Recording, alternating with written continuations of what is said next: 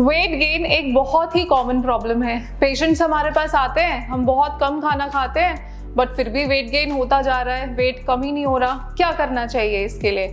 अगर आपका weight gain हो रहा है, सडन वेट गेन स्पेशली, वो बहुत ज़्यादा हार्मफुल हो सकता है आपके लिए।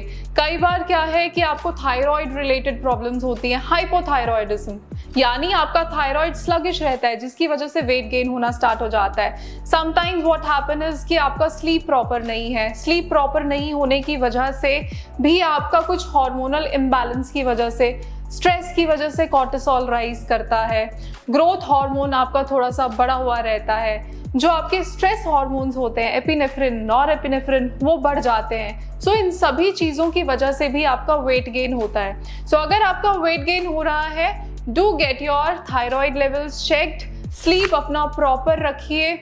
आपका जो लास्ट मील है, dinner, what I would say should be before 8 PM, because अगर आप उसके बाद अपना डिनर ले रहे हैं तो बहुत बार आपका इंसुलिन प्रॉपरली राइज नहीं करता। कुछ टाइम के बाद आपको इंसुलिन रेजिस्टेंस डेवलप होना शुरू हो जाती है and then you suffer from diabetes later on in your life.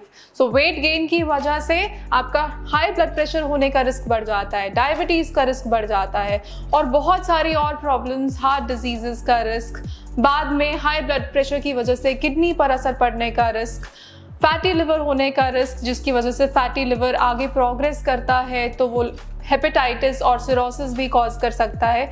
ये सारी प्रॉब्लम्स आने के चांसेस रहते हैं। So keep your weight under control, go for regular exercises, sleep should be proper 7 to 9 hours of sleep, fat intake has to be reduced, sugar अपना कम कीजिए, and in case you are having these problems you must visit your physician. Thank you.